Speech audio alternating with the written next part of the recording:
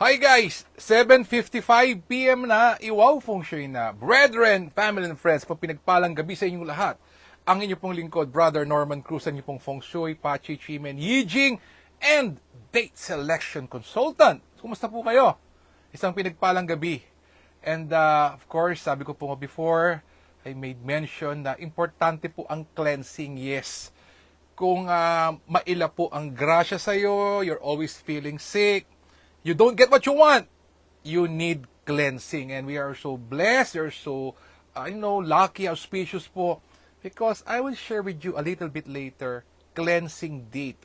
Wow! So you cleanse and then you create something. Hi to worshipful noble Sir Jexter, all the way po from San Pedro. Hi worshipful, good evening.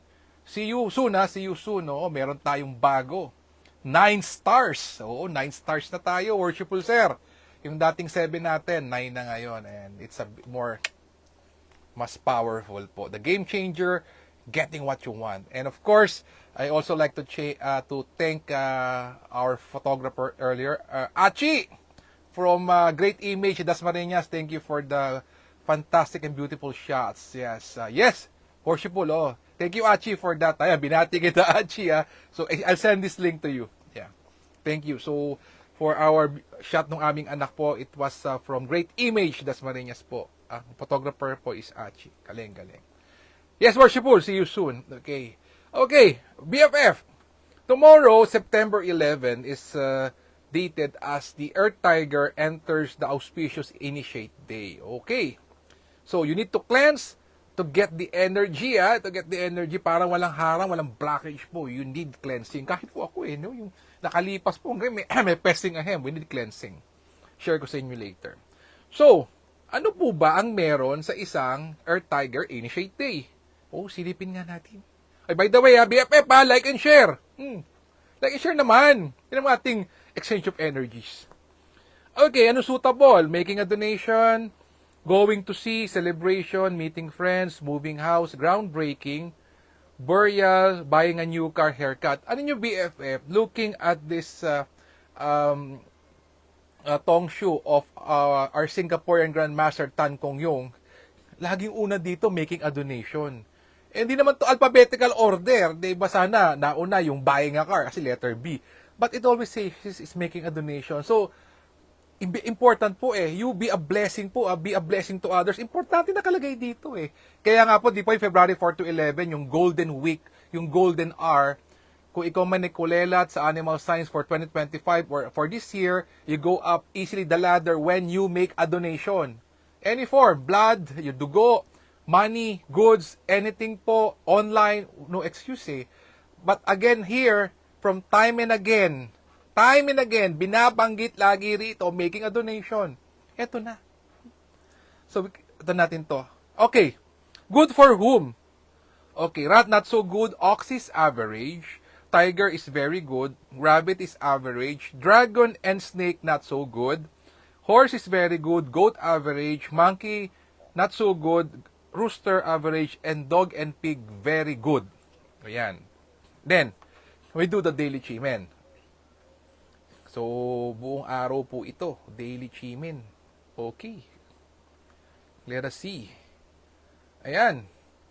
Sabi dito, if you want to create an opportunity with a magic energy and the wind force, getting what you want, talikod. 7 stars po to, BFF Okay, wait. Yan. Talikod po sa southwest. Yun. If you want to make amends, heart-to-heart talk, talikod naman sa southeast. If you want to 10x being beautiful and handsome, whole day, talikod sa east. Game changer with the energy to heal.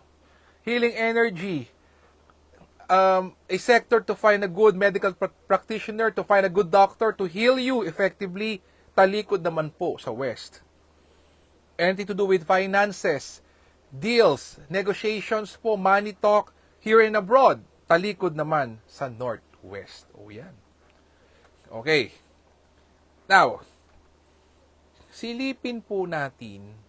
Okay.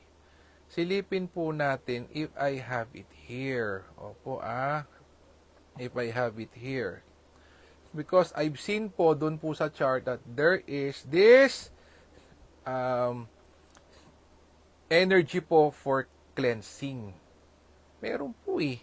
Ayan, silipin natin. Uy, meron po blessing po bila lumitaw. Eto na. Ito po. Ang tawag po namin dito sa aming group is called the spiritual excursion. So, hindi mo na po kailangan sumama or mag-join po sa spiritual excursion sa Taiwan or China na ang budget po for sa isa po, excluding the airfare and the lodging and so on and so forth po, ng 450,000 pesos. Yes, ganun pong kamahal. Ang spiritual excursion po ni Dato Joey Yap and other excursion po being done abroad, either China or Taiwan or Tibet, is roughly, pinaka-cheapest po yan, nasa 400,000 each. Pag kayo po'y family member or husband and wife, dalawa kayo, more or less po, instead of paying 800, mga 750, 700,000, but still expensive. But we have it here. No need to go abroad. Ito na, our spiritual excursion. Okay. Sabi dito, yun na ha, ito na po. So, dito po, for cleansing, the cleansing is for tomorrow. Tomorrow po, September 11. The time po is between 9 a.m. to 10:59 a.m. talikod sa north. Ayan ha. So, cleansing nyo po dito, pwede pong may use kayo ng candle, but because this is north, better po tubig. Tubig po tayo. So, there's a glass of water. You count from 64 to 1. Tomorrow, 9 a.m. to 10:59 a.m., nakatalikod ka sa north, mayroon sa yung glass of water, and you visualize putting all those not so good things po doon sa tubig. You channel it po sa tubig. And then, pag na-fill up nyo na po ng mga concerns and problems and challenges po and not so good past, yung pong inyong anything na mga stumbling block, humaharang sa'yo, blockages, anything, i-transfer mo sa water and that water you throw it away. Okay? Kahit sa mo itapon, basta itapon mo po kung iinumin. Wag mong iinumin. So, because this is the north, it's best to use water. Okay, yun po ang sabi ha. Actually, yung nag-share po nito is one of my classmate abroad. Nung kami po yung nag-abroad po nung nakaraan, siya po ay yung isa po sa ka-table ko. And our team, composed of 10, I'm the only Filipino, kami po yung nanalo sa game po ng Chimen Club. This is a very good classmate of mine. Mas magaling po sa akin to, he's very advanced. From, ano po siya, he's a Malaysian Chinese. Yeah, very good. Okay, so yun po yung cleansing. Then we have the energy creation. So nakapag-cleanse ka na. So you want to get the lost energy back, no? You want to create the energy that can help you with creating something you want. That's on a Saturday, and September 14 po yan, and it's from this is from 5 p.m. to 6:59 p.m. North po ulit. Wow. Now, nakapag-create ka na ng energy. So, gusto mo siyang palakasin, i-multiply mo pa. Ang sarap naman ito. Nag-cleanse ka, nag-create ka, ngayon ite-10x mo siya. Kailan? Oh, this one is on a Sunday, September 15. Ang term niya is multiplying energies. And it's from 3 p.m. to 4:59 p.m. North din po. North, bakit? Puro north. Ang ganda, puro north. Now, na-multiply mo na siya. Siyempre, gusto mo humingi ng blessings from up above, blessing from God, blessing from the universe. And that's on a Tuesday, September 17, and that's from 5 p.m. to 6:59 p.m. talikod sa north. Uy, puro north to. North is our friend dito And then, sabi naman dito, internalizing the energies, no? Internalizing yung energies. It's a Wednesday, September 18, and it's from 11 a.m. to 12:59 p.m. talikod din sa north. Uy, so north. Wow. So ngayon pa lang, if you're in your house or your office, identify mo na ang north. Kasi bukas, as early as eto na, 9 a.m. to 10:59 a.m. May assignment tayo talikod sa North and that is cleansing. BFF, kailangan natin itong mag-cleanse, no? Sa dami ng challenges and of course, Berna ngayon, malapit na mag-end of the year, we need to cleanse. Yan. Wow. Grabe, no? So, ganda. Wow.